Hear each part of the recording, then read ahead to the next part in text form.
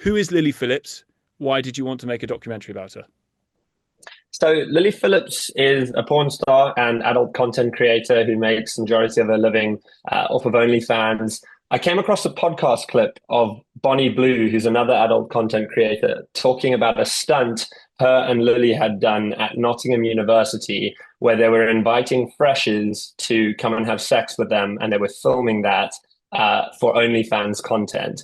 After seeing that podcast pop up, I then saw a tweet from Lily, who I hadn't heard of before, pop up, advertising for a stunt where she was going to be sleeping with 100 people in one day in London and filming it for OnlyFans content.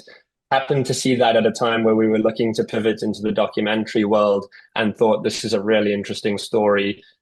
This is something I want to understand more and not just understand the story more, but also understand Lily Phillips more, because all I'd seen of her were clips of her appearing on podcasts with the type of people you'd imagine to have sort of portraits of Andrew Tate on their wall. And it didn't feel like anyone was actually, really talking to her and really trying to understand her. It more just felt like there were a lot of clips going out of them saying aggravating things and trying to annoy people on the internet. So Right. I wanted to understand a bit more about who Lily Phillips was as a person.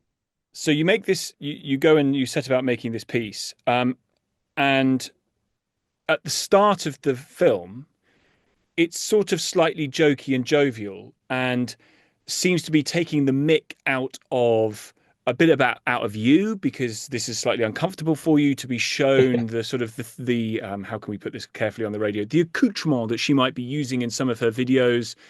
This is out of your comfort zone and it's all quite light and jokey. And this is an empowered businesswoman making choices, her own choices about her own body. And if men Yeah. want to pay 600 quid to see pictures of her feet or another part of her body and she's willing to do that, go for it. Yeah, absolutely. I mean, I was really impressed by just how switched on she was. She's definitely business minded. She's lovely, smart, ambitious. And that's almost what makes her so interesting because you're talking to this person and all of a sudden she goes, oh, yeah, and then I'm going to be sleeping with 100 guys in a couple of weeks' time. And you just think, well, hold on a second. Is this, is this the same person? Mm. The documentary then takes a different tone, or the tone of it changes as the story Yeah. develops of actually this isn't a hoax to get some play online or to get her name recognized or to create buzz. This she is really going to sleep with 100 men in a day, and you have this very odd scene where you're standing outside the Airbnb that she's using to host this event, and you yourself, I think, say, God, I sort of wish this was a hoax. I wish this wasn't Yeah. actually happening. Talk us through that. Well, it all felt quite surreal in the lead up to it. And, as many times as someone tells you they're going to sleep with 100 men in a single day, it's such a big number that I don't think you can actually fully understand what that means. And after entering that Airbnb and seeing the sort of guys start queuing up and seeing this thing actually about to happen in real life, I think it was only then the actual reality of it started to dawn on me. It felt like it was starting to dawn on Lily too. And it was just something that was quite shocking for me personally. It wasn't something I was used to, and it did make me feel rather uncomfortable. Do you think, from what you knew of her and your conversations with her about her business and what she was doing with her life, that she too was nervous, apprehensive, unsure, and had gone from this, great content creator, whatever you think about the content itself, businesswoman, savvy, mature, in charge, to something else? It's so hard to say because no one will know the true answer to that except Yeah. for Lily herself.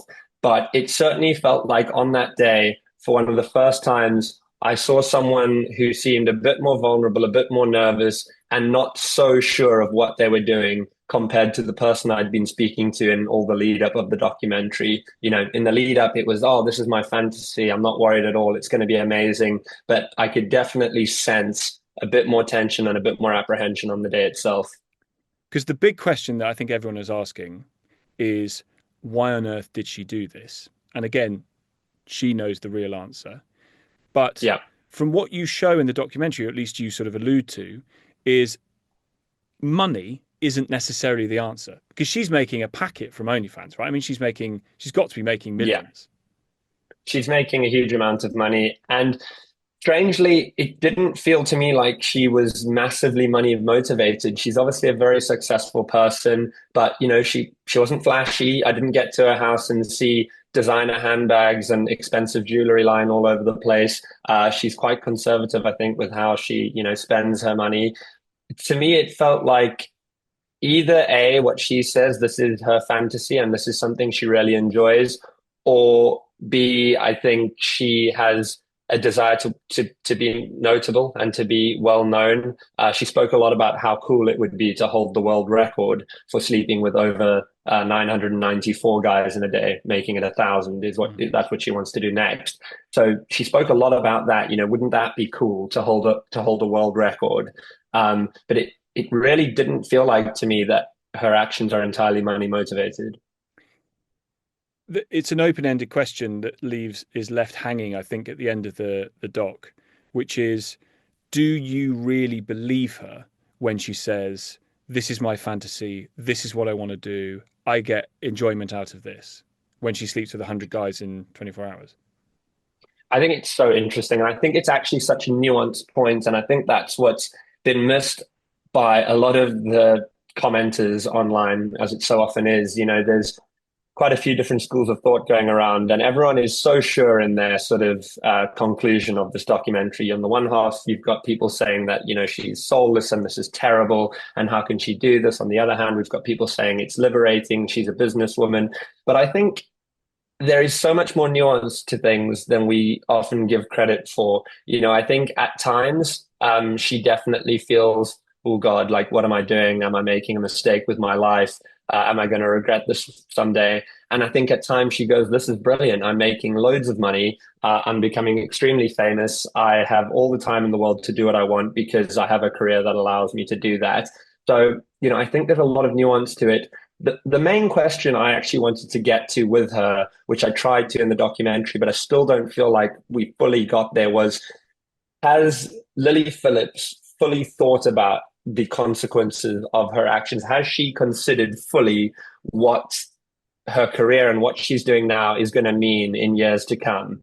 And that was all I wanted to try and ascertain from her. I wasn't there to judge what she was doing and whether Yeah. it was right or wrong, just to make sure that she was actually comfortable in what she was doing and she'd fully thought I it mean, I through. guess part of the answer back might be, who cares about what the consequences are? If she wants to do it and she's happy with doing it and it's all okay, consequences are for other people. Um, Mm, but I didn't watch that coming away thinking, oh, she was definitely in control of that situation. Not least because there's parts of the piece where you seem to be the only person around her. Bearing in mind she's got a team of 9 people, mm, you seem to have been the only person to have raised the issue of security. You seem to be the only person who raised the issue of checking whether these guys have got STIs or how to make sure that they don't. I mean, none of it felt thought through, not even just in any sort of sense of longevity or career or reputation, but sort of physical damage, none of that seems to have been thought through at all. yeah, it definitely, organizing an event involving over 100 people is no small feat, especially not one like that. But I think it plays into the whole conversation of content creation in general and content Yeah. creators. Gone are the days of actors only being able to make movies at the mercy of movie studios, or musicians only being able to record songs at the mercy of music labels. Creators now have the power to do whatever they want, just about, as long as it's within the confines of the law. And it leads us to situations like this. We've seen Logan Paul in Japan filming something he shouldn't have filmed, which obviously, went really Yeah. badly for him. We've seen real extremes taken with online content creators. And it is because they have that sort of autonomy to film what they want and make whatever they want. And that culture seems to be coming across now to OnlyFans, and we're seeing creators getting creative in order to make themselves more notable and ultimately, generate more revenue. And what's it a search for? It's a search for money.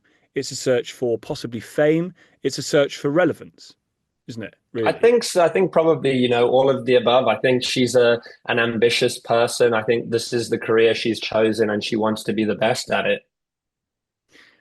And what did you think of her team? I mean, again, there are scenes in it which talk to whether it's her agent or a sort of main organizer person who seems to have had a really great day meeting all these guys who are queuing around the block to have sex with Mm. her, their client, because she meets loads of people and she networks. I mean, I just Yeah. found them like, I mean, they're the modern day pimp, really. It was horrible. Yeah, I can see how that comes across in the documentary. Look, I don't think I met a particularly mean-spirited person within Lily's team. I think, ultimately, uh, these are all quite young individuals and they are dealing with quite serious things. And I think they are honestly trying to do their best. And, if we're kind, we perhaps say that they're naive in how they're going about things. But as Lily's assistant says to us in the documentary, this is something that Lily has stated time and time again that she really wants to be doing. And if that's what she wants to be doing, they're going to help her do it. So that's their view on the matter. But it's obviously divided opinion online. Yeah. Um, you have made your name through content creating, YouTube. Yeah. You've made a lot of very famous people look very silly in very fun and interesting ways. Um, do you feel like the boundaries of this are being checked now as people search for ever more viral ways of creating that content? That there's going to have to be a sort of a checking mechanism that says actually this is way too far. I mean, 100 men in 24 hours was one thing. 1,000 Yeah. is the next project. I mean, that's just crazy. Yeah. Yeah, it's hard to see how it's possible even, but that's what she says she wants to do. Look, I'm a 31-year-old YouTuber. I'm probably not the right person to be deciding on what laws should be implemented and what shouldn't. But I can certainly say it's been really interesting over the last 10 years of me creating content to see how the content creation industry has grown and changed. And I think that's what placed me in a unique position to be able to try and tell this story is that, I've grown up in this world and Hmm. been exposed to it and seen it evolve and change. So it felt like something that I really wanted to investigate and explore further.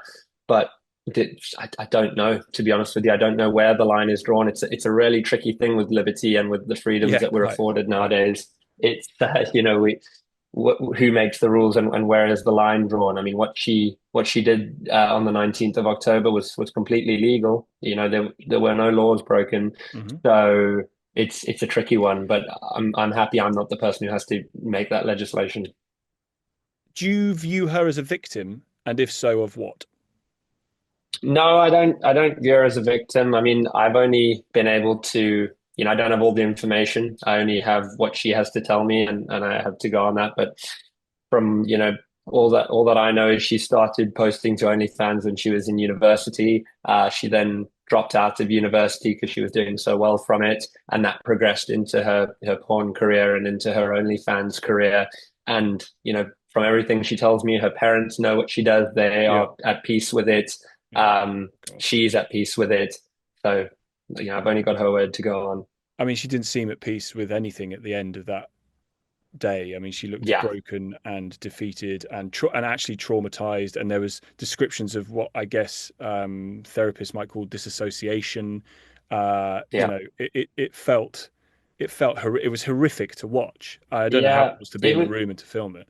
Yeah, it was very upsetting, to be honest with you. I mean, I'd got It's to know dark. Lily a bit, Yeah. obvious. It was, I got to know Lily a bit throughout the duration of making this documentary, and she really is such a lovely, smart, talented, incredible person to be around. Someone who really just sees the best in people and is truly a lovely person. So to see her so upset at the end of it all, was definitely upsetting for me. As I said in the documentary, whether that was just her overwhelmed by what was obviously an extremely tiring and overwhelming day, or whether that was, a little look into the toll that this kind of work can take on people. I don't know. We Mm, left that open-ended within the documentary. It's not for me to say or to offer an sure. opinion on that. I think our job was to try and show some truth on this matter and let people make up their own minds. And just finally, we can't let this pass without drawing attention to the fact that it does take two to tango. Yeah, And you can't have sex with 100 men in a day if 100 men don't turn up. Um, yeah. and you speak to some of the men that turned up. I mean, some people flew in from parts of Europe to do this. Yeah. Um, well, I mean, what do you make of them? I mean, Yeah, I'd been thinking about that a lot in the lead up to the day itself. What are these guys going to be like? Who are these men? I had this sort of demonic figure in my mind. But I think the thing that surprised me the most on the day was that it was just like walking down the street. You had men from all walks of life, all kinds of ages, and all different demographics. And I think what was actually so surprising about it was there was nothing really to distinguish any men from any normal person that you'd see walking down the street. And I think that's something that's interesting, that while there's so much condemnation for this online, the facts of the matter are there were some, normal everyday looking people there. And those are the people that are among us and live amongst us. Obviously, they're never going to be public about the fact that they're doing this. But I find it interesting that amongst all this condemnation, there were people there who you would imagine are probably condemning the act themselves, even though they yeah, were quite, actually there. quite, because they will have added in a small way or be 1/100th of any trauma that she might have suffered, and you just wonder whether they have gone home thinking about that or worrying about that, or whether they don't care. Yeah, I mean, it was hard to say. Some of the guys said, they just thought, oh, might as well, why not? Another guy said he'd been a fan of hers since she started OnlyFans, and he'd actually flown in from Switzerland for the day itself.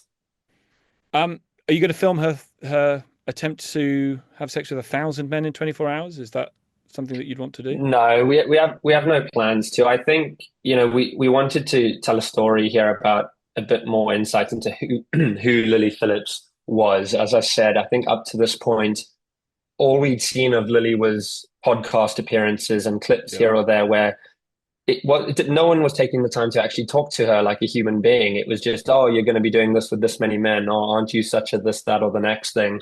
And there was no actual care or time taken, it felt like, to find out who this person is, why they're doing this, whether they want to be doing this, and what the ultimate reason for all of this is. And I hope we got near to some of that truth within the documentary, and that was certainly our ambition with it.